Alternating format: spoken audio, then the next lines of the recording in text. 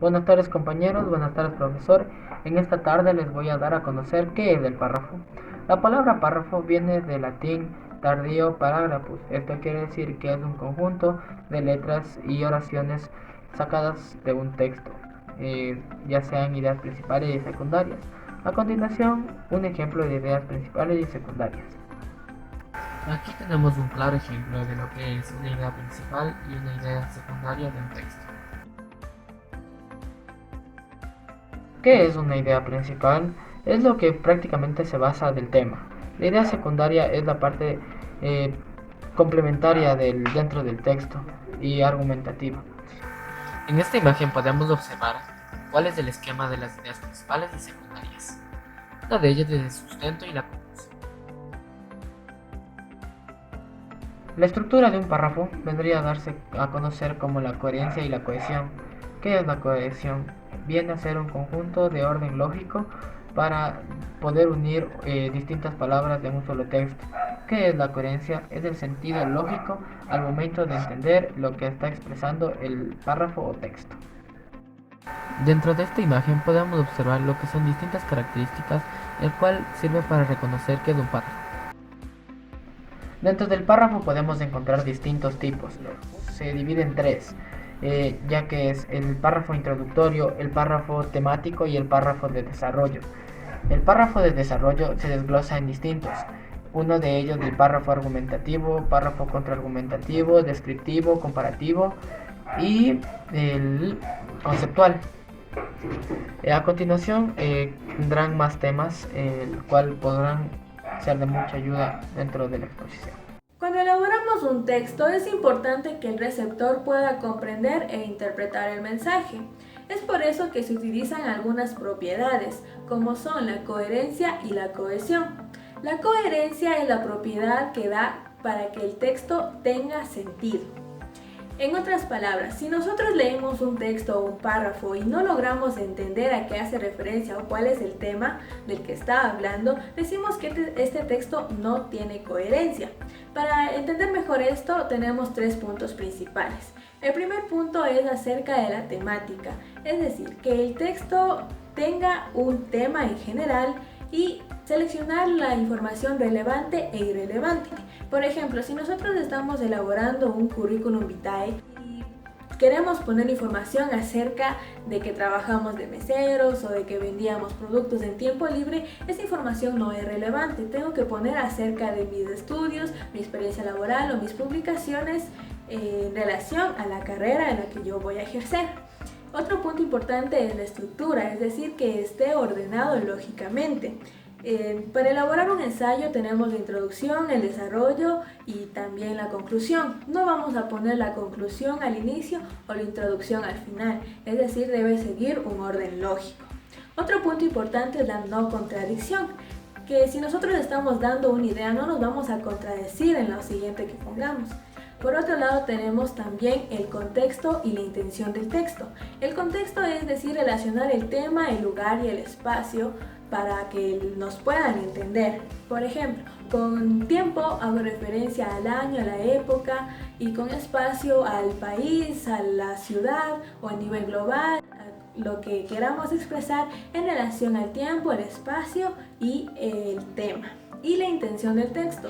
No es lo mismo escribir algo para tu amigo que para un discurso. La intención debe ver a quién va refiriéndose para que nos puedan comprender. Por otro lado tenemos la cohesión. La cohesión no es más que la relación entre las ideas para que éstas tengan coherencia, es decir, para que éstas se puedan entender. Para estudiar mejor este tema tenemos los mecanismos de cohesión, como son la elipsis. La elipsis nos hace referencia a la omisión de palabras innecesarias.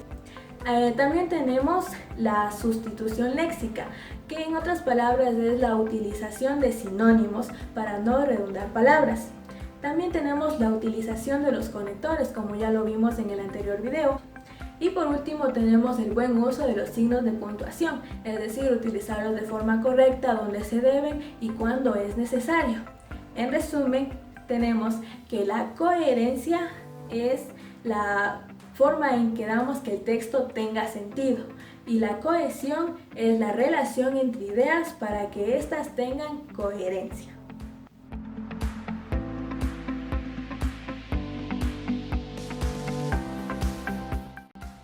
El párrafo de introducción, como bien ya lo dice el título, es lo que va a iniciar el texto o inducir al lector que lea sobre los resultados de nuestra investigación. Esto se puede presentar al inicio de un libro, una revista o un informe. ¿Cuáles son sus principales funciones? Sus principales funciones son plantear el tema, anunciar el orden del desarrollo, adelantar su idea fundamental y reseñar la importancia del tema. A continuación, un ejemplo. El párrafo temático. El párrafo temático depende de la extensión del texto, desarrollando así su estructura de una parte de un párrafo, ya sea su introducción, desarrollo o conclusiones. Este párrafo es de excepción, que quiere decir que es una sola unidad, semántica y sintáctica. Este párrafo es más de síntesis que de análisis. Por lo general, es mucho más extenso de lo normal. Sus componentes son de enumeración, se podría decir un índice. ¿Cuáles son los que presentan? Su título, desarrollo, conclusiones, temas a tratar. A continuación, un ejemplo.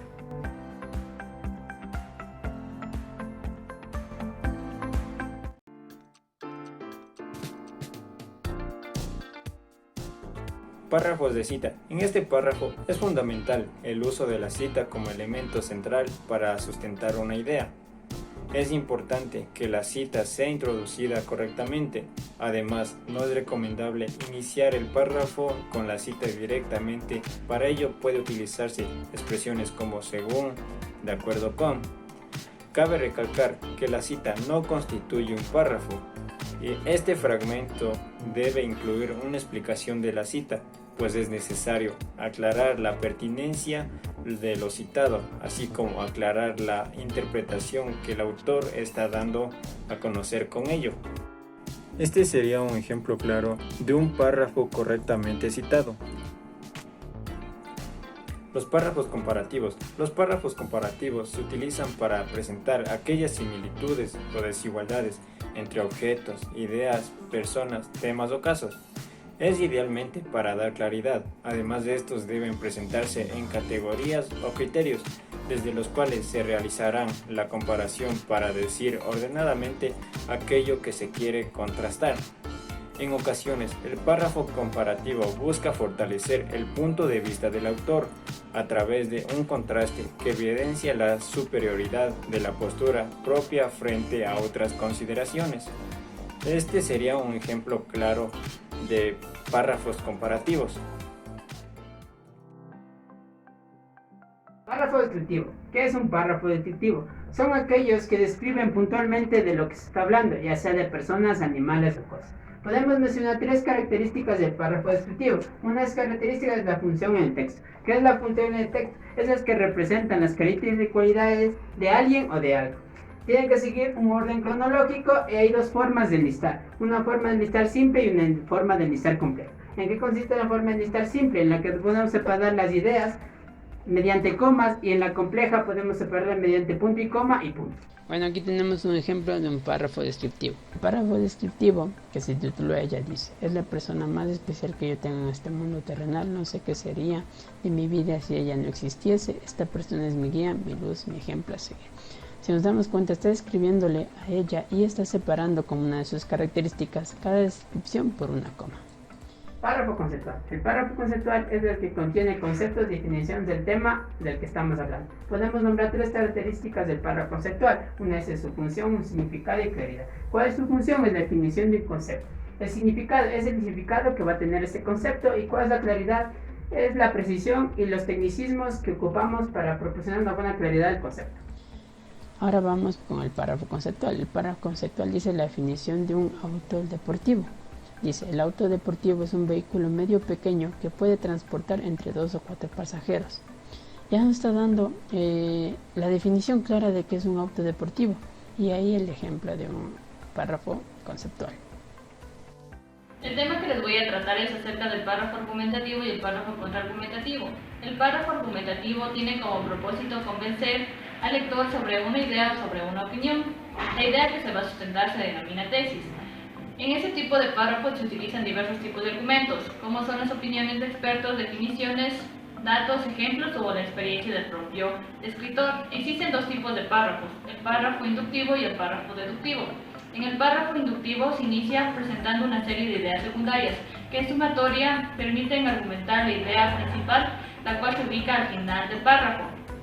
El párrafo deductivo es aquel que se caracteriza por presentar la idea principal. Esa construcción argumentativa inicia presentando una idea general que se sustenta a través de ideas secundarias. Un ejemplo de párrafo argumentativo es el siguiente. La idea central del párrafo está ubicada al inicio y después se exponen dos ideas secundarias que permiten afirmar y validar la idea que se va a sustentar. El párrafo contraargumentativo. El párrafo contraargumentativo consiste en anticipar posibles objeciones a la tesis que se está defendiendo y contestarlas con el fin de fortalecer la argumentación que se está presentando en un texto. En los textos argumentativos se usa como una técnica para hacer más sólida la argumentación. Esta postura contraria permite cuestionar o poner en duda el planteamiento propio. Realizar este tipo de párrafos implica pensar de manera crítica y profunda, evaluar la validez de las propias ideas y anticipar ideas opuestas a la posición sobre un determinado tema. El ejemplo de párrafo contraargumentativo es el siguiente. Este ejemplo está enfocado en defender la producción nuclear de energía. El párrafo puede iniciar con una presentación del argumento contrario a la propia postura. Posteriormente se presenta la respuesta a dicho contraargumento y finalmente el párrafo puede incluir una conclusión que reitere el hecho de que el contraargumento no constituye una objeción válida frente a la tesis del texto. Buenas tardes, maestro, compañeros. Yo les voy a hablar acerca del párrafo de cierre, o también llamado párrafo de conclusión. Este es el párrafo que, como su nombre lo dice, cierra el texto. Por ello, debe servir para que el lector recuerde las ideas más importantes y las ideas más relevantes a lo largo del texto. Un buen cierre incluye una síntesis muy breve de las ideas principales tratadas y explicadas en el desarrollo. Cabe recalcar que también va a contener un comentario o una reflexión del redactor. Un ejemplo de párrafo de cierre que está en la pantalla en este momento. Por una parte tenemos la recapitulación de las ideas centrales del texto. La función de este párrafo es darle sentido a todas las ideas expuestas en el texto a través de una conclusión. Después tenemos la confirmación de la tesis, que como su nombre lo dice, es la confirmación de lo ya mencionado en la recapitulación. Y por último tenemos las reflexiones finales. Este fragmento permite realizar, ya sea con una reflexión, consideración, respecto a los aportes del trabajo emitido. Y por otra parte tenemos al texto literario.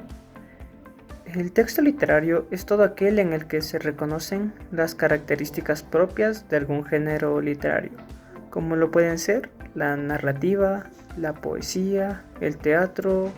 Las principales características de este texto es que estos tienen una intención poética, además de que son subjetivos, es decir, que no buscan explicarle al lector sobre la realidad. Y aquí tenemos un ejemplo de lo que viene a ser un texto literario. Se puede apreciar los sentimientos plasmados por el artista, además de las perspectivas existenciales y las reflexiones que esta misma nos da. Estas características la hacen hacer un texto literario. El texto científico es una producción escrita que aborda teorías, conceptos o cualquier otro tema con base en el conocimiento científico. Todo esto a través de un lenguaje técnico especializado. Las características de este texto es que estos van a ser expositivos, objetivos, claros y concisos. Además de que se van a dar en un léxico especializado de acuerdo al área en el que se va a investigar. Aquí les presento lo que viene a ser un ejemplo de texto científico. Como podemos ver, al inicio tiene su respectiva cita para así evitar el plagio. Y en el párrafo de abajo tenemos el ejemplo. Como podemos ver, este párrafo tiene, o mejor dicho, cuenta con un lenguaje técnico y tiene información verificable. Y estas características lo hacen un texto científico.